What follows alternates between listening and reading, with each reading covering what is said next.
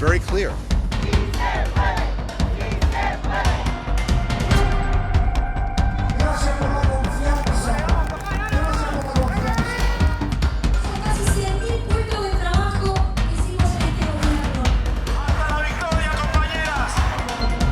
Считаем, что важно устанавливать прямые связи между управленческими командами таких территорий с преференциальными и льготными режимами, чтобы они могли обмениваться на работу. We need to get the ceasefire and hostage agreement over the finish line, and we need to do it now. Time is of the essence because with every passing day,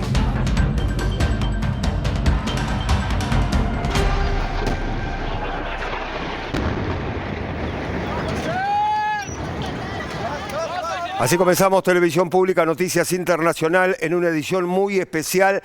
Máxima tensión en Medio Oriente, ataque de Israel a Irán. Es el tema del día. Leticia, ¿cómo estamos? Sí, así es. Buenas noches, Pablo. Era un ataque que se esperaba desde el 1 de octubre, cuando Irán había atacado con casi 200 misiles balísticos a Israel. Sí. Y desde Israel, desde el primer momento, habían dicho que iban a responder. Respuesta, Pablo, que llegó Sí, en claro.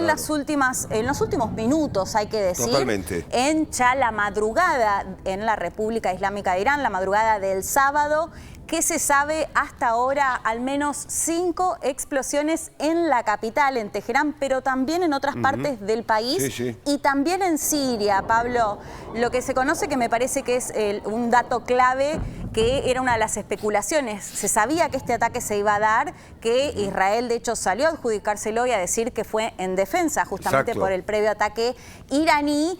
Las especulaciones era cómo se iba a dar este ataque. Y uno de los temas que había sido, de hecho, medio disputa con Estados Unidos y con Joe Biden, era el hecho de no atacar ni plantas nucleares ni plantas petroleras. A ver, Leticia, nos detenemos en ese punto. En principio, estas dos cuestiones no están siendo atacadas. Exactamente. Estos dos blancos no están siendo atacados. No, hasta el momento Bueno. los blancos son objetivos militares, así Sí. al menos lo dieron a conocer en los últimos minutos, que estas explosiones, estos objetivos son particularmente o especialmente objetivos militares, no plantas nucleares ni petroleros, que era justamente lo que había generado una diferencia, que había sido el pedido de Estados Unidos. Exacto. Que sí acompañaba una respuesta, que sí consideraba que era en materia de defensa por el ataque iraní, y que llegó en estos últimos minutos, Pablo, en un contexto de Medio Oriente que lo venimos contando, Sí, ¿no? sí. Una escalada de violencia, los ataques al Líbano continúan. De hecho, hablamos hoy de la muerte de 3 periodistas en el sur del Líbano. Ataques desde el Hezbollah a Israel, de hecho también se registran al menos 2 muertos, y los ataques a la Franja de Gaza, Sí. que hablamos de más de 10 muertos en las últimas horas, ¿no? En todo ese contexto es que se da ahora este ataque de Israel a Irán, y sobre todo la pregunta que sobrevuela, Pablo, es si Irán va a Claro, va a responder, tal cual. Exactamente, y de qué manera, ¿no? Hasta dónde se puede llegar con la violencia y esta escalada de la guerra en Medio Oriente. Bueno, rápidamente, a ver, de esta manera, el vocero del ejército israelí anunciaba el ataque. Esto sucedió hace minutos y lo decía de esta manera. In response to months of continuous attacks from the regime in Iran against the state of Israel, right now, the Israel Defense Forces is conducting precise strikes on military targets in Iran. The regime in Iran and its proxies in the region have been relentlessly attacking Israel since October 7th on 7 fronts, including direct attacks from Iranian soil. Like every other sovereign country in the world, the State of Israel has the right and the duty to respond. Our defensive and offensive capabilities are fully mobilized. We will do whatever necessary to defend the State of Israel and the people of Israel. Ya se encuentra un invitado para analizar la situación en Medio Oriente. Reiteramos, máxima tensión, el ataque de Israel a Irán. Esta es la ficha de nuestro invitado. A ver.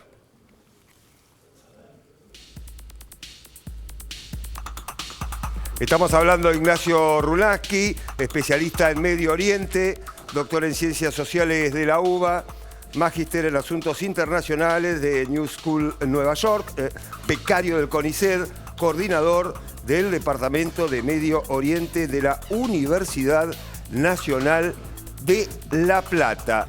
Ignacio ya está con nosotros, nos va a ayudar a entender justamente esta situación que se está dando en Medio Oriente. Ignacio, bienvenido, el placer de siempre, ¿eh? Bueno, muchas gracias. Como siempre, un placer. No, al contrario, el placer es nuestro. Bueno, varios programas compartimos con vos, lo anunciamos después de lo sucedido el 1 de octubre, que indefectiblemente la respuesta de Israel iba a llegar. En algún momento iba a llegar y llegó. Sí, hay varios hechos de los últimos días que anticipan un poco esto. El primero, desde ya, es que las propias autoridades israelíes venían anunciando la intención de responder, incluso el propio primer ministro Benjamín Netanyahu lo dijo públicamente. El punto era lo que siempre nos atraviesa a nosotros desde, digamos, como espectadores de la coyuntura. El mensaje era: no saben dónde, no saben cuándo, no saben cómo, pero los vamos a atacar, ¿no? Entonces ese es un primer punto. El propio gobierno lo había hecho oficial. Otro ítem, segundo, tenemos la filtración de información clasificada, confidencial del gobierno israelí, que llegó a manos de autoridades norteamericanas, a la cual accedieron muy pocos países occidentales, aliados, que básicamente esto sirve, digo, como una especie de anticipo también, porque lo que se cotejó a partir de esta información que se filtró de la seguridad israelí es que no estaban en peligro como objetivos del ataque que ahora estamos viendo, que finalmente se ejecutó, blancos nucleares, ni tampoco refinerías. Y bueno, en todo caso lo que se está anunciando, que estamos bajo ahora la presión de la permanente actualización, es que se trata de blancos militares, ¿no? Entonces, ese como segundo punto. Y tercero es que Estados Unidos también desplegó tropas en Israel, apostó cerca de 100 unidades militares que están operando ahora un refuerzo, un complemento al sistema de defensa contra misiles en Israel. Y esto sucedió en los últimos días. Entonces, bueno, la sumatoria de cosas, digo, para quienes no están al tanto, da a entender que esto era de esperarse, ¿no? Y es decir, se veía tanto la preparación como el anuncio para lo que llegó ahora. Bien. Ahora, en ese contexto, el hecho de que los ataques no hayan sido a plantas nucleares o pozos petroleros o plantas petroleras, que era uno de los pedidos que hacía Estados Unidos, ¿puede significar, digamos, por supuesto es muy pronto para saberlo y no lo vamos a saber hasta que suceda, pero que la respuesta de Irán sea medida, sobre todo pensando en un Irán que, al menos a lo largo de todo este año, pareciera que no quería escalar por la respuesta que ha dado cuando, por ejemplo, asesinaron al líder del Hamas, incluso en territorio iraní? Digo, como ante esas situaciones que se esperaba de pronto una respuesta mayor y fue medida, por decirlo de alguna manera. ¿Cómo analizas esto? Sí, yo coincido con lo que sugerís en la pregunta, Leticia, porque en cierta medida, al también tratarse de un ataque anunciado y que entra en este juego de represalias, donde uno va replicándole el golpe al otro, lo que sí vemos este año es una serie de hechos insólitos, ¿no? El primero fue en abril, cuando después que Israel atacó este edificio adyacente al consulado en Damasco, en Siria, el consulado de Irán, se produjo este ataque directo desde Irán a Israel. Primera vez en la historia. Después tenemos toda esta serie de represalias. Llegamos al 1 de octubre, más de 200 misiles y drones, etcétera, de parte de Irán a Israel. Y ahora nos encontramos con esto. Asimismo, con el despliegue de tropas israelíes en el sur del Líbano, luchando contra Hezbollah, destruyendo el sistema de túneles, de bases, de también sitios de donde se disparan misiles hacia el Estado de Israel. Entonces, hay varios hechos que son inéditos, pero así y todo daría la impresión de que ninguna de las partes, sobre todo en este caso, porque ya sería algo mucho más insólito, que se entrara en una guerra directa de otras características. Esa guerra ya está sucediendo, sucediendo a través de proxy, está sucediendo entre Israel y Hamas, entre Israel y Hezbollah y la Guardia Revolucionaria iraní, también en Siria ahora, ¿no? Sí, hubo ataques también. Exacto. Hace instantes, ¿no? De que estamos hablando, hubo ataques también en Siria, en Damasco y Homs, parece que también en Irak, según lo que va trascendiendo. Y todo esto da la impresión que también en el marco de las elecciones en Estados Unidos y con este juego también de haber movido tropas hacia Israel, aunque sean unidades para operar el sistema de defensa antimisiles, que la respuesta iraní sea moderada o atemperada en la clave de establecer que hay límites, los objetivos nucleares no, pero bases militares sí. Bueno, puede ser que vaya por ese lado. Sería esperable, pero nos hemos sorprendido en el pasado, ¿no? En el pasado muy reciente, a lo largo de todo el año. Porque además sería realmente otra escala, una guerra directa una guerra entre potenciada Irán e Israel. sería, ¿no? Sí, claro. Sí, sería algo de una magnitud que creo que el gobierno iraní no está preparado para asumir, ni mucho menos tampoco sus distintos proxies, menos que menos, hoy por hoy, Hamas y Hezbollah, que son los más inmediatos al Estado de Israel, ¿no? En términos geográficos. Claro, sobre todo vos recién hablabas de qué manera Irán puede frenar este bombardeo o darle una respuesta. Hoy Irán, ¿con qué aliados cuenta? Digo, pensando en una guerra potenciada, como estábamos llamándola, ¿no? Ya es una guerra, como bien decís vos, Ignacio, pero pensando en una guerra potenciada. Bueno, volvemos un poco a la última parte del comentario de recién, ¿no? O sea, tenemos a Hamas en la Franja de Gaza, a Hezbollah en Líbano, tenemos a los hutíes en Yemen. Después tenemos al gobierno de Bashar al-Assad en Siria, pero que tampoco controla toda Siria y que por eso también Irán se ha beneficiado de esa situación y ha logrado entrar en Siria y hacerse fuerte ahí y ejercer influencia al gobierno de Bashar al-Assad, influencia hacia Hezbollah también. Es una influencia que tiene desde que Hezbollah existe, básicamente, pero bueno, se trata de un proyecto a largo plazo de consolidar esta proyección de construcción hegemónica a nivel regional.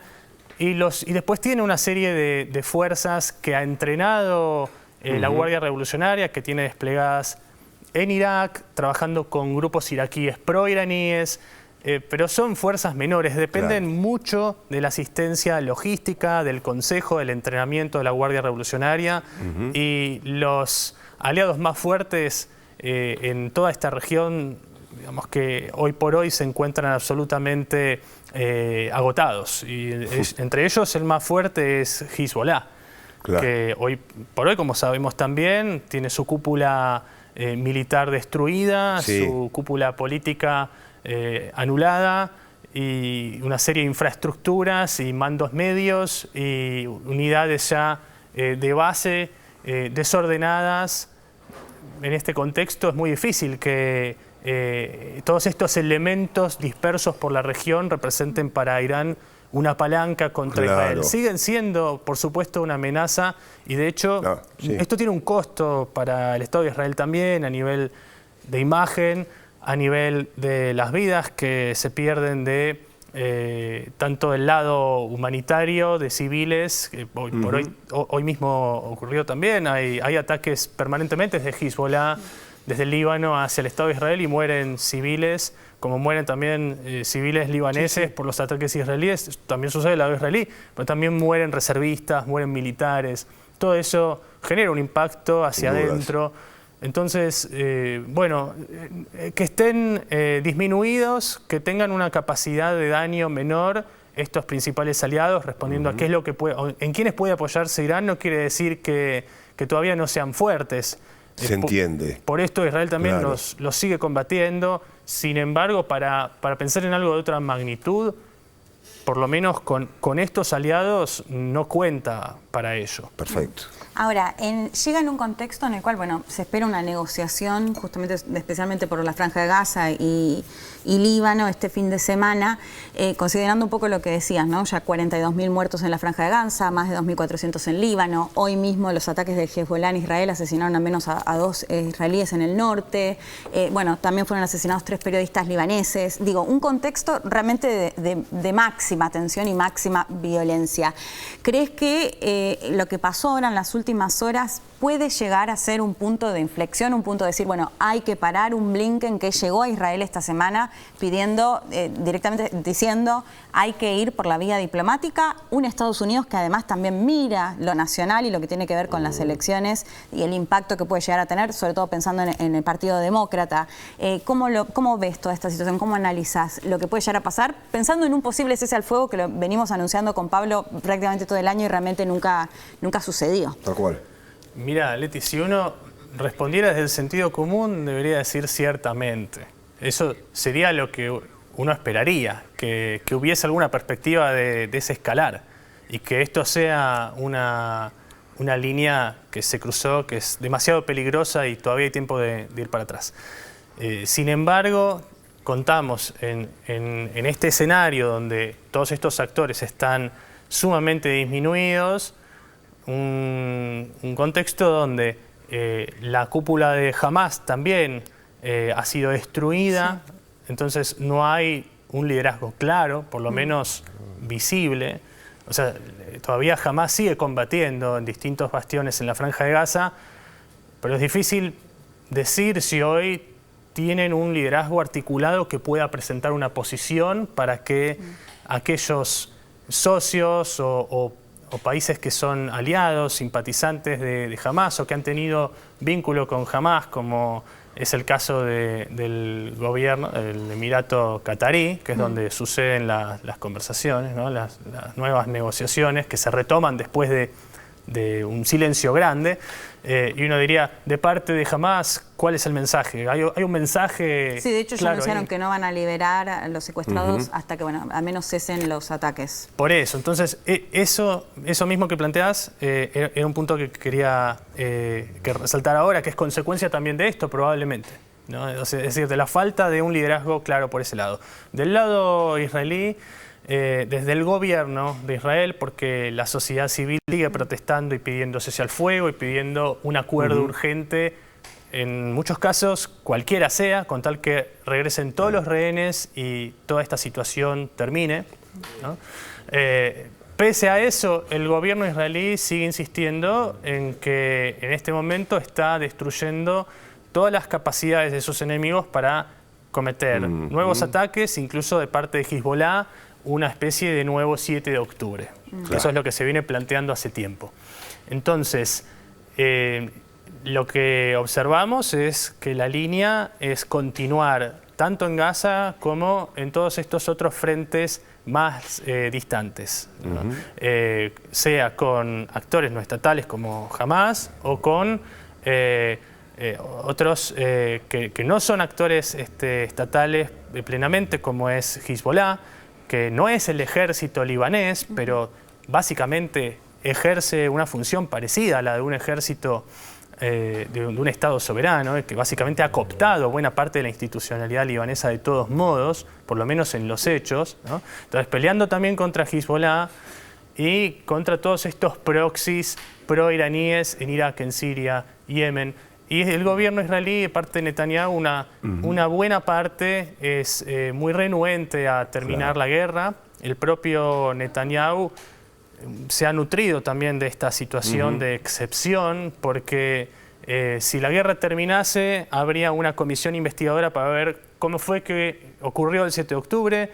Hay responsabilidades ahí que no se quieren asumir del todo, pero además que Netanyahu hace muchos años que enfrenta causas judiciales por las cuales básicamente se espera que tendría condena, ¿no? Claro. Entonces, su carrera política terminaría si la guerra termina. Entonces, del lado del gobierno israelí tenemos también esa situación.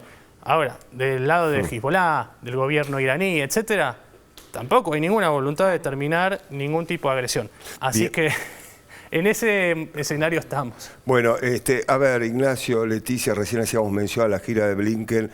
Bueno, en principio solicitando varias cuestiones, básicamente que la guerra termine. Hay voces que se expresaron un día antes de este ataque, ayer exactamente. Vamos a ver este paquete de audios interesante, lo que decía Blinken, lo que ya anticipaba el ataque que se venía, el ministro de Defensa de Israel, el presidente de Francia, Emmanuel Macron, voces que empezaron a anticipar lo que iba a pasar hoy y finalmente pasó. Aquí está. La guerre doit cesser au plus vite. Il faut un cessez-le-feu au Liban. Plus de dégâts, plus de victimes, plus de frappes ne permettront ni d'en finir du terrorisme, ni d'assurer la sécurité de tous. The devastating impact of this war on our nation cannot be overstated, and it has left a trail of destruction and misery in its wake. The Israeli aggression has not only caused immense human suffering and loss of life, but also inflicted severe damage to the country's infrastructure, economy, and social fabric. The displacement of such a large number of our citizens has created a humanitarian crisis of unprecedented proportion. We had an opportunity today to talk about the way forward on the effort to bring the hostages home and to get a ceasefire.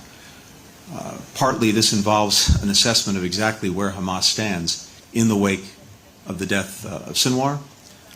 We talked about that. We talked about options to capitalize on this moment and next steps to move the process forward. And I anticipate that our negotiators will be getting together. לחיל האוויר יש מרכיב מפתח בתוך העניין הזה, וכל מי שינסה לפגוע בנו ייפגע, והדבר הזה נכון גם לגבי איראן. ואחרי שנתקוף באיראן, גם במדינת ישראל וגם במקומות אחרים, יבינו מה כולל תהליך ההכנה שלכם, וההיערכות שלכם, והמוכנות שלכם.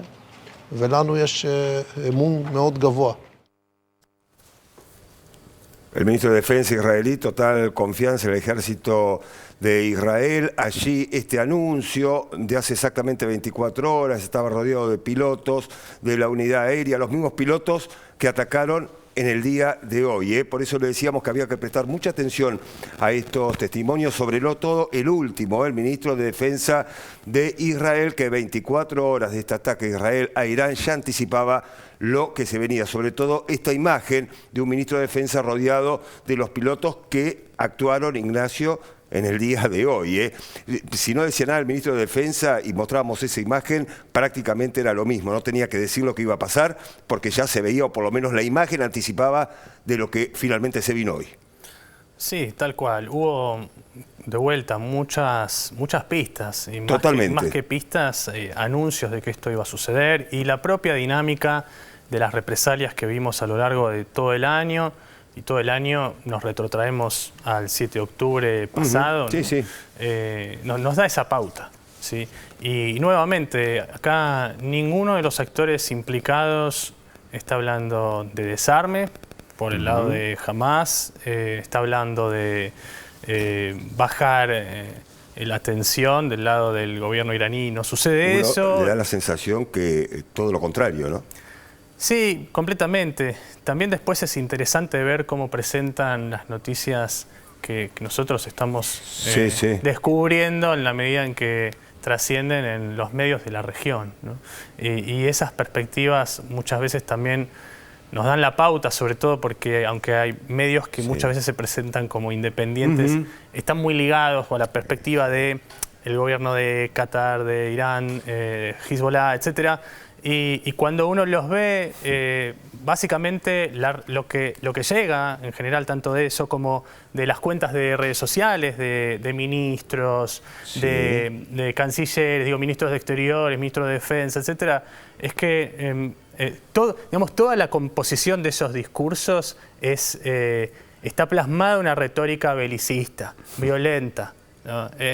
Casi ningún lado uno lee o escucha ningún tipo de voluntad de desescalar nada, ¿no? Entonces nos encontramos con esta suba de apuestas permanente.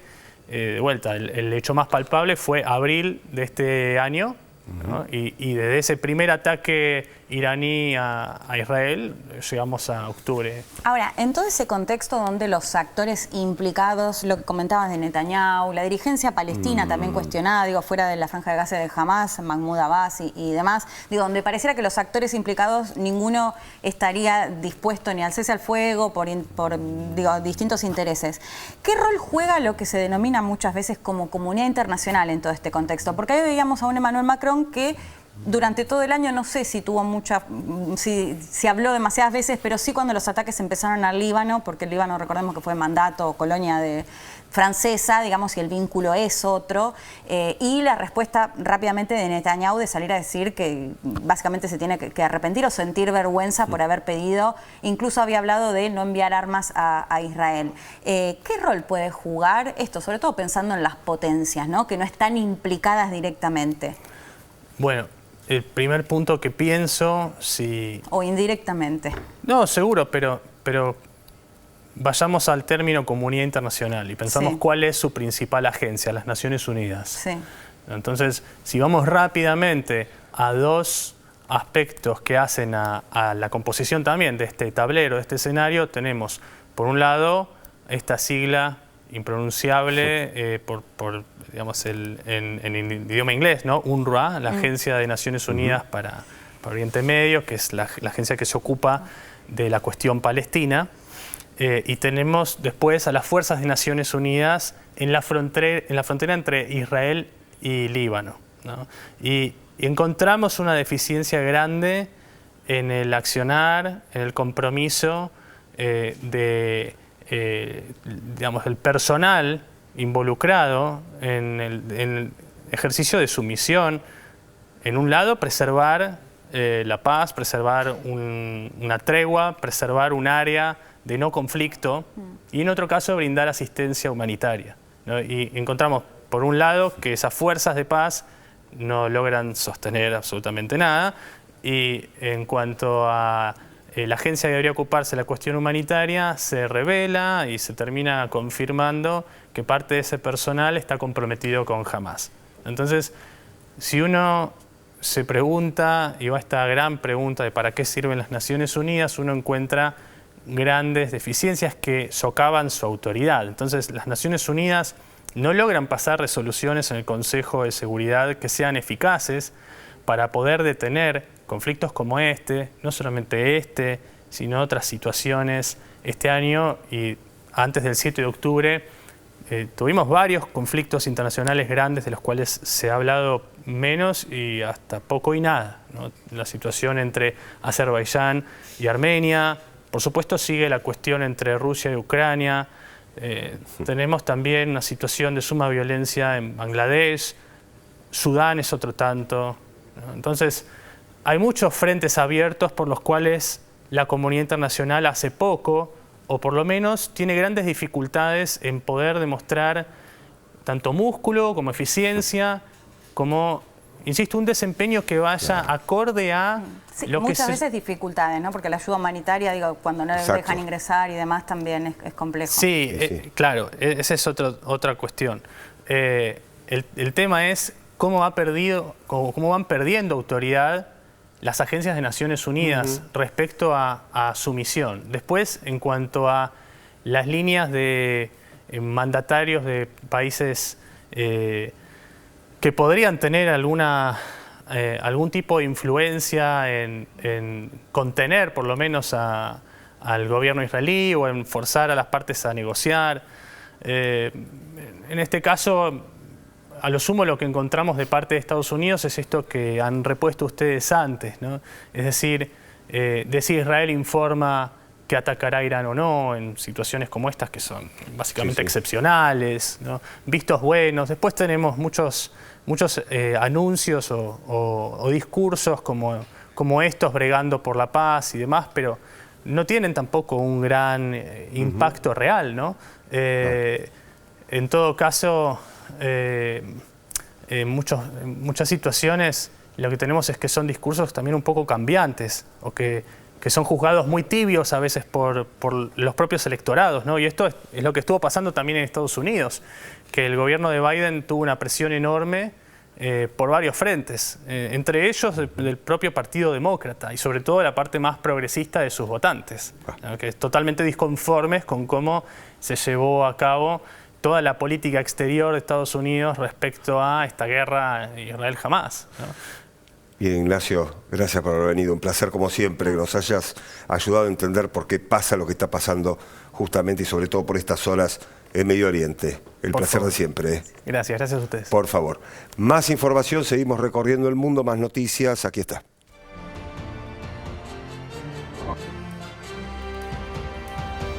Miles de personas marcharon en Ciudad de México reclamando el cese de la violencia extrema en el estado de Chiapas, que tiene como víctimas a las comunidades originarias y campesinas. El disparador de la protesta fue el asesinato a tiros del sacerdote Marcelo Pérez en San José de las Casas. España. Íñigo Errejón confirmó la veracidad de las denuncias de acoso sexual, tras reconocer los hechos ante miembros de su partido Más Madrid, integrante de Sumar, renunció a la banca de diputados y se aleja de la política. El fundador de Podemos había sido acusado por varias mujeres de abuso, acoso y agresión sexual. La más resonante fue la actriz Elisa Muliná. Ecuador. Apagones de 14 horas diarias por crisis energética. El gobierno de Daniel Noboa amplió la extensión de los cortes de luz que se venían realizando por 8 horas diarias. La sequía extrema que afecta al país impide el funcionamiento normal de las represas y la generación eléctrica. Hacemos la primera pausa. Cuando volvamos, cumbre del BRICS en Rusia. Con este encuentro, Vladimir Putin demuestra que no está aislado pese a las sanciones, pero aparecen diferencias que generan tensiones. En minutos, en esta edición de Televisión Pública Noticias Internacional. Ya volvemos.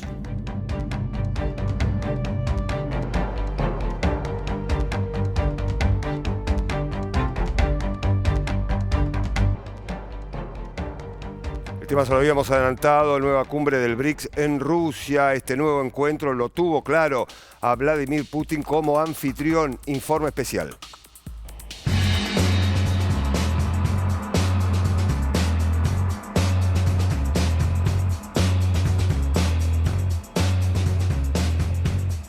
En agosto de 2023, Vladimir Putin debió desistir de viajar a Sudáfrica para la cumbre del BRICS en Johannesburgo. Temía ser detenido por orden de la Corte Penal Internacional, que lo acusa de crímenes de guerra en Ucrania.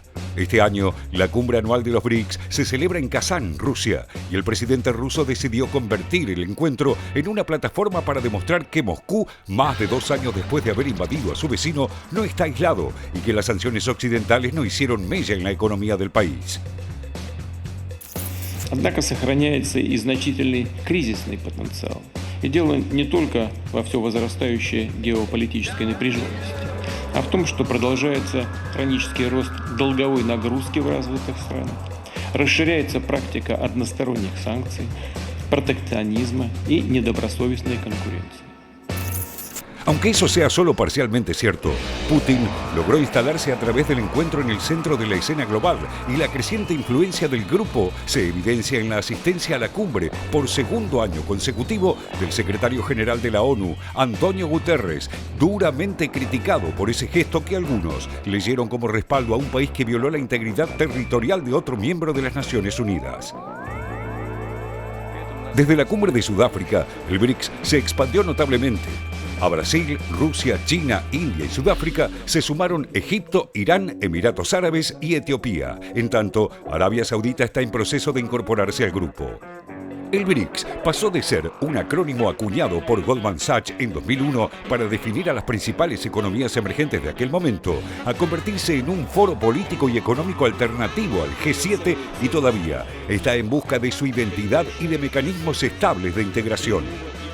Su expansión, por otro lado, podría producir una crisis interna en la medida en que los intereses de los miembros se diversifican y amplían y las dos potencias dominantes, China y Rusia, intentan que predominen sus objetivos geopolíticos. La guerra de Ucrania atravesó el encuentro bajo la forma del plan de paz impulsado por Brasil y China y rechazado de plano por Ucrania, que tampoco parece tener futuro por la negativa del Kremlin a devolver las 4 regiones ucranianas que ocupa y ya considera parte de Rusia.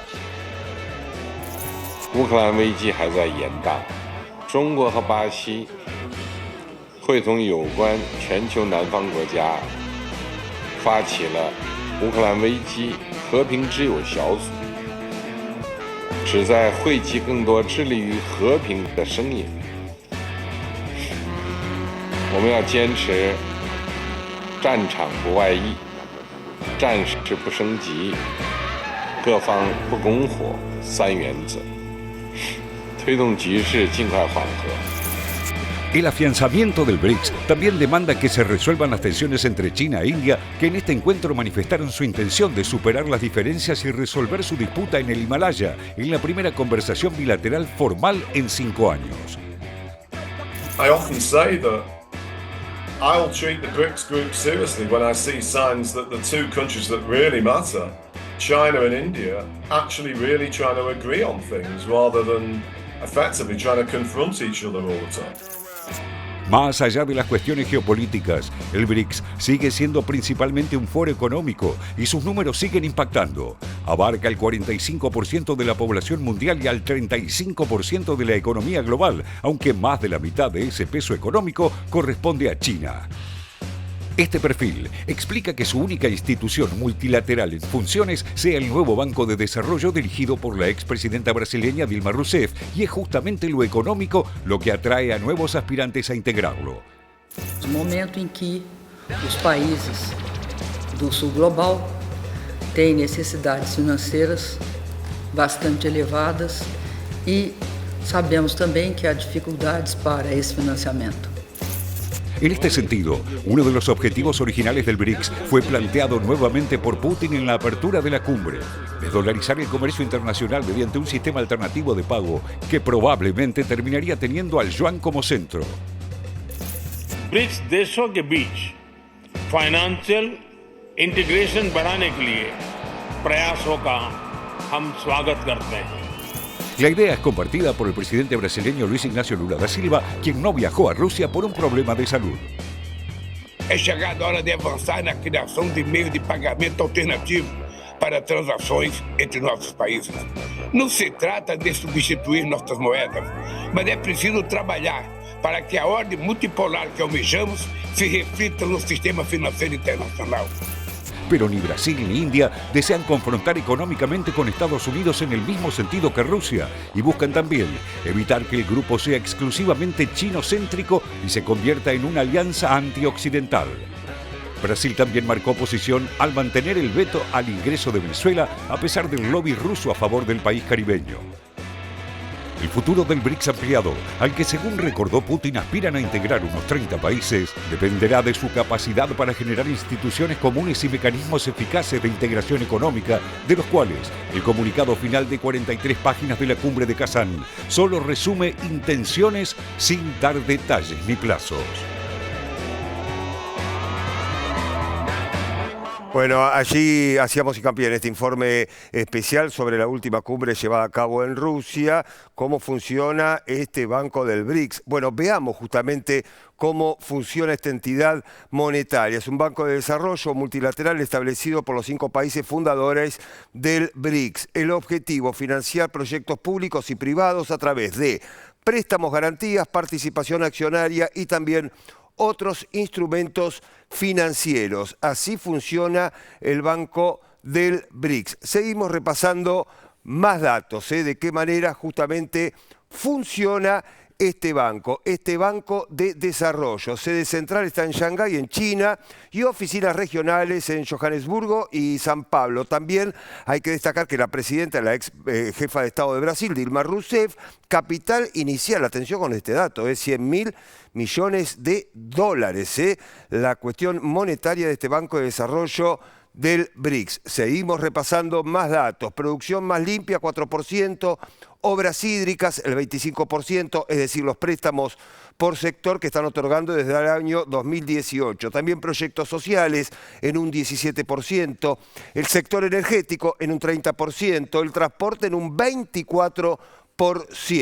Préstamos por sector que otorga el BRICS desde el año 2018. Bueno, monedas de las transacciones, un 68% dólares, 18% yuan, 8% euro y el 4% la moneda sudafricana. El objetivo es llegar al 30% de transacciones en monedas locales.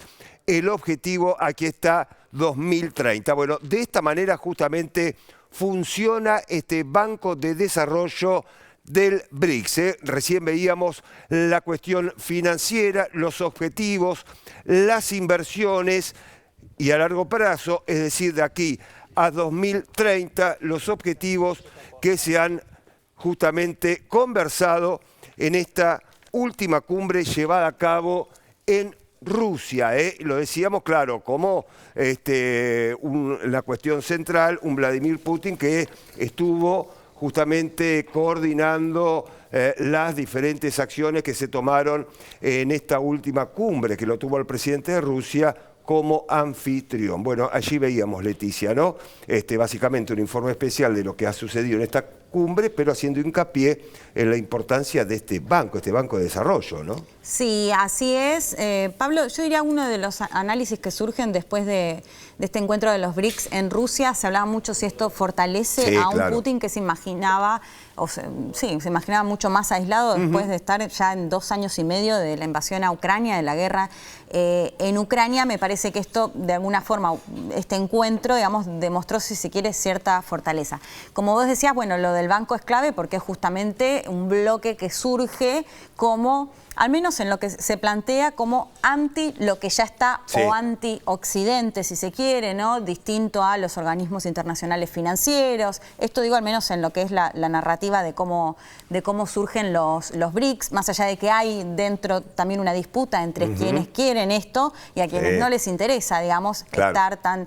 De hecho, si pensamos ahora que ingresan más miembros, más al margen de los que ya, digamos, de los del comienzo y los que ingresaron después, Emiratos, Arabia Saudita y demás, por ejemplo, ingresa Turquía, ¿no? Que forma parte de la OTAN, digo, como que hay ahí países que de pronto no están tan interesados en tener una postura tan antioccidental o anti lo que conocemos hasta ahora como organismos internacionales financieros, ¿no? Más allá de que es uno de los objetivos el hecho de no depender tanto del dólar, por ejemplo, y que de hecho se ha dado en algunas situaciones países que empiezan a, digamos, mantener sus vínculos comerciales en sus monedas nacionales y no en el dólar.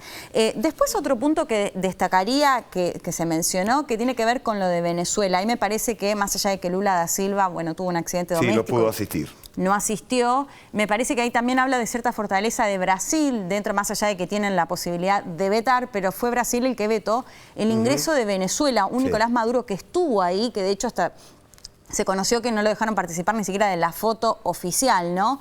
Entonces, mirándolo a nivel regional, me parece que también habla ahí de una fortaleza del liderazgo de Lula, de Brasil, que básicamente lo que dijeron desde el gobierno es, no tiene que ver con una cuestión de democracia, sí o no, en todo el debate, sino que se perdió la confianza con Venezuela, ¿no? Nicolás Maduro prometió que iba a presentar las actas, no hizo esto y, por supuesto, sorprende porque Brasil era uno de los aliados, si se quiere, de Venezuela, algo que cambió rotundamente después. ¿No? Exactamente, después de la elección. De hecho, va a ser interesante ver qué va a pasar el 10 de enero, que es la fecha en la que debería asumir el nuevo presidente y posiblemente Brasil no reconozca a Maduro, que nunca presentó las actas. Digo, en el contexto de BRICS, más allá de las cuestiones puntuales, destacaría también el liderazgo en ese aspecto, que básicamente vetó a un aliado, porque Venezuela es un aliado de China y de Rusia también, ¿no? Así que eso me parece también una de las cuestiones a destacar, más allá de todo lo que ya se mencionó. Bien, Leticia, hacemos la última pausa, pero antes seguimos recorriendo el mundo. Más noticias. Estados Unidos. Biden pidió disculpas por atrocidades cometidas a niños indígenas. El presidente reconoció que en los internados públicos fueron privados de su lengua y cultura durante 150 años. El gobierno federal nunca se ha disculpado formalmente por lo ocurrido hasta hoy, dijo Biden. Fue durante un acto en la comunidad india del río Gila, en el estado de Arizona. Portugal. Protestas contra endurecimiento de leyes para inmigrantes. Miles de personas se concentraron frente al Parlamento en Lisboa para rechazar las leyes aprobadas para regularizar la situación de los extranjeros. Piden volver al régimen anterior, que les permitía solicitar la residencia con al menos un año de aportes al sistema de seguridad social. Brasil. La minera BHP pagará $30.000 millones por daño ambiental.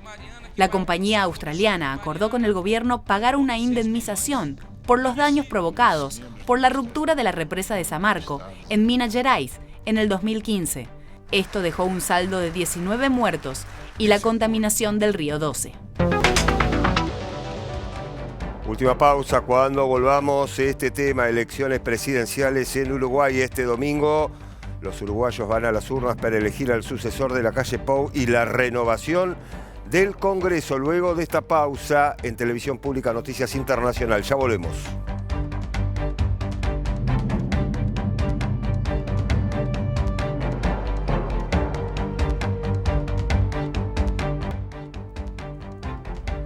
El tema se lo habíamos anticipado este domingo, elecciones presidenciales en la República Oriental del Uruguay.